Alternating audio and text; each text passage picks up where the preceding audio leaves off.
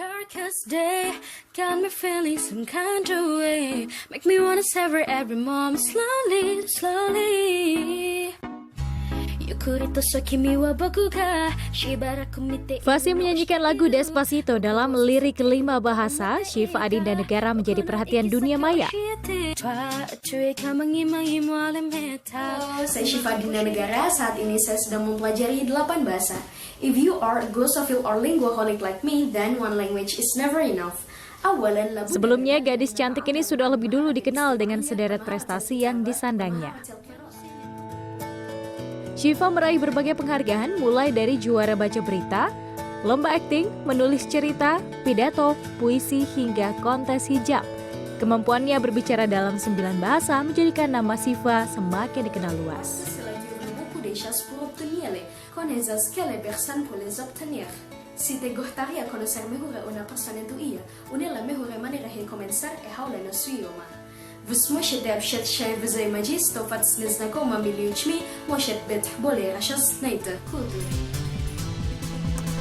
Ya pemirsa, Anda masih bersama kami di Good Morning yang tadi Anda saksikan. Syifa yang berbicara menggunakan 9 bahasa, bernyanyi ya dengan 9 bahasa, sudah ada di studio bersama kita semuanya. Selamat pagi Syifa. Apa namanya kalau bahasa Prancis? Bonjour. Damang. Karena saya bisanya. Itu bahasa apa itu? Itu bahasa Sunda, karena saya bisanya bahasa Sunda begitu. Itu gimana ceritanya ya? Ini semuanya kita pada ingin bertanya tentang mempelajari 9 bahasa. Sejak kapan? Terus gimana caranya bisa menguasai 9 bahasa begitu? Tapi Mas pengen tanya dulu nih, kalau mengenalkan diri pakai beberapa bahasa bisa nggak untuk pertama kali? Penasaran juga nih ya. Oke, siapa tahu hoax ya. Coba. Mana nih, ke kamera satu sini nih, coba. Indonesia dulu. Boleh, silakan. Halo, selamat pagi. Saya Syifa Adinda Negara. Saat ini saya sedang belajar di Universitas Padjadjaran. Good morning everyone. I'm Syifa Adinda Negara. I'm from Jakarta and I'm 20 years old. Assalamualaikum warahmatullahi wabarakatuh. Sabahul khair, ismi Syifa Adinda Negara, jitu min Jakarta. 안녕하십니까? 제 이름은 Syifa Adinda Negara입니다. 저는 자카르타에서 왔습니다. 잘 부탁드립니다. 만나서 반갑습니다. 하지마 마시테, 와타시노 나마에와 Syifa Adinda Negara desu. 자카르타から来ました. 도저 요로시ku onegai shimasu. Bonjour, je m'appelle Syifa Adinda Negara. Apalagi Rusia tadi belum. Rusia. Здравствуйте, меня Syifa Adinda Negara untuk Jerman. Jerman, boleh. Guten Morgen, ich bin Syifa Adinda Negara. Terima kasih. Luar biasa. Danke. Jadi dari 9 bahasa itu mana yang paling Syifa kuasain? Arab. Oh, kenapa Arab? Inggris dan Arab. Inggris dan Arab. Kenapa bisa bahasa Arab itu belajar atau gimana? Iya, karena saya dari SMP itu kan pesantren dulu. Nah, pas di pesantren itu 2 tahun full. Ya. 3 tahun full itu conversationnya sehari-hari bahasa Inggris sama Arab gitu. Jadi nggak boleh bahasa Indonesia karena kalau bahasa Indonesia nanti kena punishment gitu, kena iya. Berawal dari situ ternyata berawal dari harus mau nggak mau itu Akhirnya harus bisa. kepaksa ya. Gitu, akhirnya Tapi gini, ini kan bicara tentang yang berprestasi ya, maksudnya punya passion di bahasa nih. Kalau sekarang Syifa kita lihat, ada juga sebetulnya teman kita yang punya passion di olahraga dan ini juga perempuan, sama-sama berhijab juga, bahkan juga saya salut kepada perempuan ini karena sudah bisa menerobos satu strik internasional. Namanya Raisa Aribatul Hamidah yang belum lama ini mencuri perhatian. Kenapa coba? Betul. Nah, hal ini karena petisinya membuat Federasi Bola Basket Internasional merevisi aturan larangan menggunakan jilbab untuk atlet basket putri.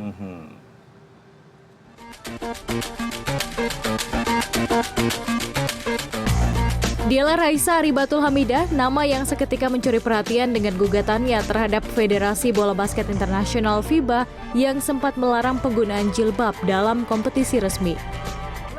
Melalui situs change.org, ia berhasil menghimpun lebih dari 130.000 dukungan agar FIBA mengkaji ulang aturan tersebut. Upaya Raisa berawal dari pengalamannya dicoret dari daftar pemain tim nasional basket putri Indonesia untuk SEA Games karena alasan penggunaan jilbab.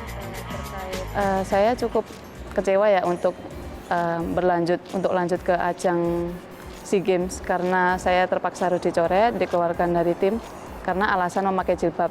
Yang tidak lain itu adalah aturan FIBA internasional sendiri yang melarang, belum memperbolehkan bahwa untuk kostum bola basket itu menutup kepala, lengan panjang, dan celana panjang. Usahanya tak sia-sia, FIBA akhirnya merevisi peraturan nomor 4.4.2 soal larangan penggunaan tutup kepala pada atlet bola basket. Aturan baru yang memperbolehkan penggunaan tutup kepala atas alasan agama akan mulai diberlakukan pada 1 Oktober mendatang. Upaya Raisa dan masyarakat yang memberikan dukungan akhirnya menghapuskan larangan penggunaan tutup kepala dengan alasan keamanan yang telah berlaku selama 20 tahun.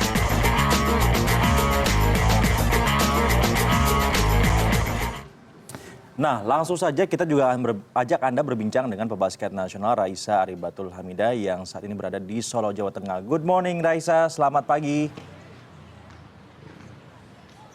Selamat pagi Mas Prabu. Alhamdulillah, akhirnya ketemu juga nih sama Raisa. Saya dengar juga Raisa sedang hamil sekarang ya? Iya, alhamdulillah ini sudah jalan 7 bulan. Wah, selamat. Selamat, luar biasa sekali ya. Nah ini juga kita ingin berbincang tentunya terkait petisi yang kemarin. Apa Raisa boleh cerita bagaimana sih sebenarnya proses awal mulanya saat akhirnya kemudian berani mengajukan petisi yang juga luar biasa ya, menembus internasional begitu? Awal mula bagaimana petisi ini dimulai karena saat 2014 setelah saya dieliminasi atau dikeluarkan dari TC Timnas, saya mencari teman yang senasib seperjuangan begitu. Saya bertemu dengan 2 orang yang sangat menginspirasi. Satu adalah Indira Kaljo dari Bosnia, yang satu adalah pemecah rekor untuk pemain putri di Amerika yaitu Bilqis Abdul Qadir. Nah, komunikasi dengan mereka berdua, kemudian kami sepakat untuk membuat petisi. Nah, setelah itu tidak hanya berhenti untuk kami bertiga, kami juga mengajak atlet-atlet lain di seluruh negara di dunia ini yang mempunyai nasib ya, mempunyai hobi basket, tetapi terhalang karena jilbabnya untuk membuat petisi. Jadi dari situ kami bersama-sama untuk membuat petisi. Dan akhirnya aturan tersebut sekarang sudah disahkan. Maksud saya adalah bahwa sekarang sudah boleh begitu ya, menggunakan jilbab sambil berolahraga basket di tingkat internasional. Iya, jadi untuk perubahan peraturan tidak bisa semudah membalikkan telapak tangan ya. Jadi ada kajian, itu kurang lebih selama 2 tahun untuk dianalisis, diamati dari pihak FIBA pusat ya, dari Eropa. Jadi dari 2014 sampai 2016 kemarin, sehingga tahun 2017 ini insya Allah keberadaan jilbab dalam bermain basket resmi diperbolehkan. Wah, ini prestasi yang luar biasa ya, dan itu muncul dari seorang Raisa dari Indonesia. Nah, sekarang kalau Raisa sendiri setelah aturan ini sudah nanti ya 2017 boleh dilakukan, nanti Anda juga akan main basket lagi atau gimana nih? Ya. Nah, itu masih menjadi cita-cita saya, bagaimana saya nanti tetap bisa bermain untuk membela atas nama Indonesia. Tetapi yang lebih khusus lagi di situ adalah, ini bukan semata-mata obsesi saya pribadi ya. Jadi ini adalah perjuangan untuk generasi berikutnya. Siapa tahu jika nanti ada adik-adik generasi muda yang memakai jilbab, kemudian prestasinya melampaui nasional sampai internasional, itu tidak akan terhalang oleh penutup jilbab. Dan ini tidak hanya sebatas untuk wanita-wanita berjilbab, karena di India sana juga ada pemain putra dengan adatnya memakai yarmulke ya, yang penutup kepala untuk laki-laki India. Nah, itu juga memperjuangkan hal yang sama. Nah, gitu. Jadi saya tetap bercita-cita untuk bisa bermain kembali, tetapi jauh lebih dari itu, ini untuk tujuan generasi mendatang.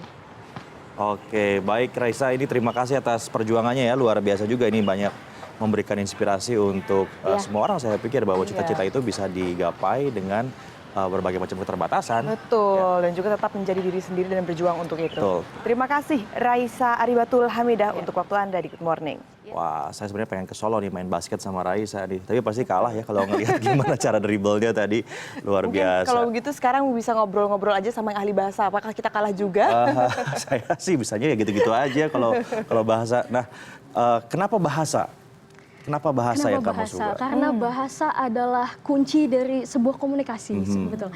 Jadi ketika kita ingin berkomunikasi tanpa batas, maka kita harus bisa mempelajari bahasa-bahasa asing. Karena jika kita berkomunikasi terbatas oleh bahasa, itu akan membatasi juga pemikiran kita seperti itu. Misalkan kita mau mengungkapkan sesuatu, tetapi sulit untuk diungkapkan, misalkan dalam bahasa lain. Nah itu kan mungkin kita ingin mengungkapkan sesuatu tapi orang tersebut tidak akan mengerti karena itu bukan bahasa di mereka. Saya juga jadi penasaran, sebenarnya juga bahasa bukan hanya sekedar bahasanya saja, tapi juga itu ya tadi ya seperti Syifa sudah sampaikan bahwa dengan menggunakan bahasa kita bisa lebih mengerti atau lebih open our mind begitu ya. Setuju.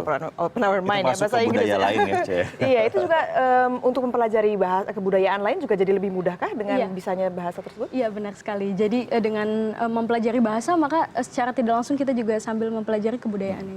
Coba deh kita sama-sama akan menantang nih ya Syifa berbicara dengan teman-teman kita yang berada di CNN Indonesia yang juga bisa beberapa bahasa.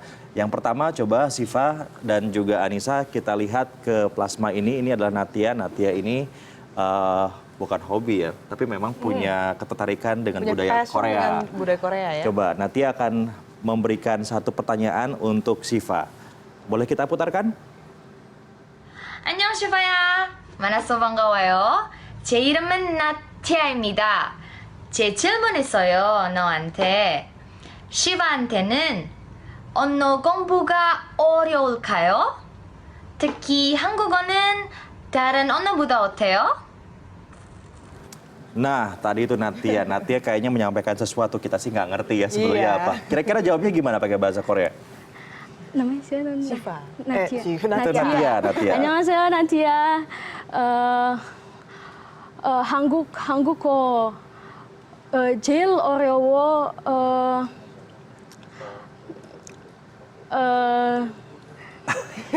Apa gimana lagi? 제일 어려워.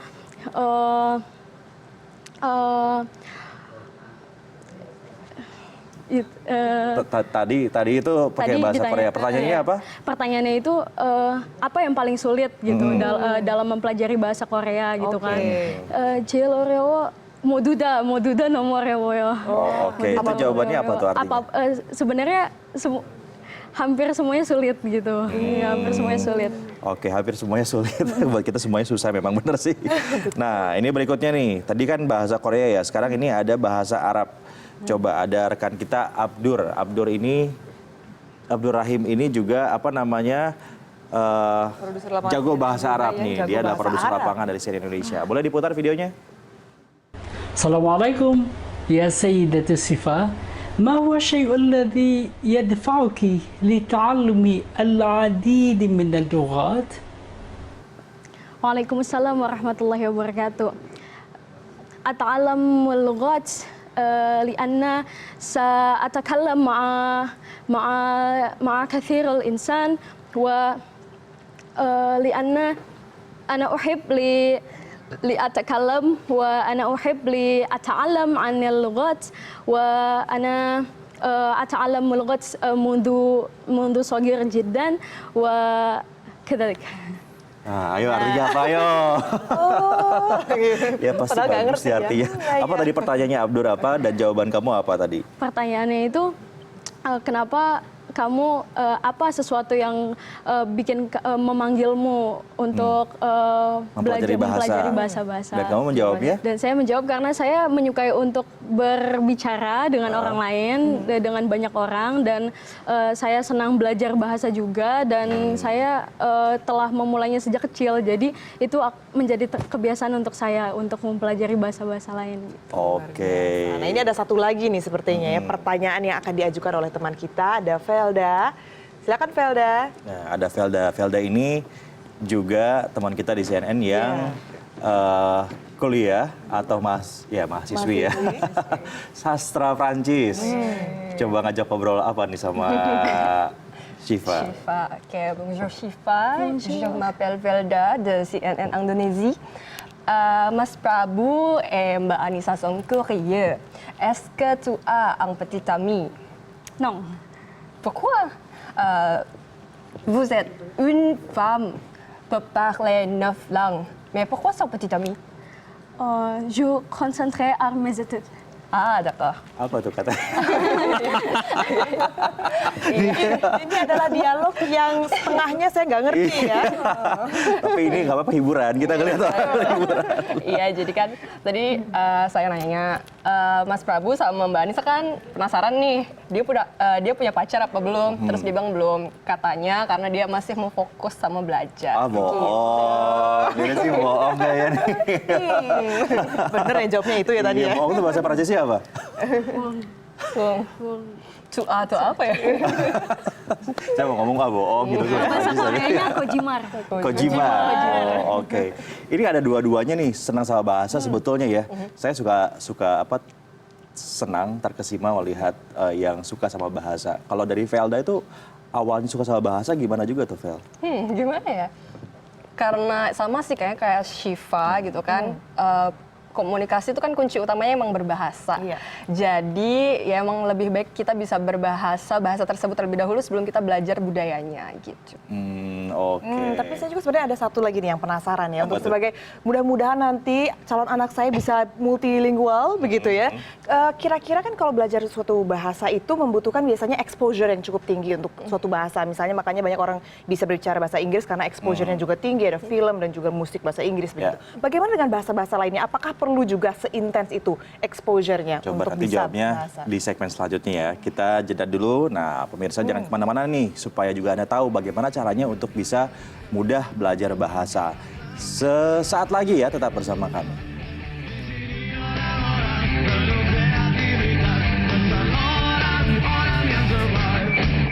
Di sini bukan anak-anak, malah tempatnya para pekerja keras.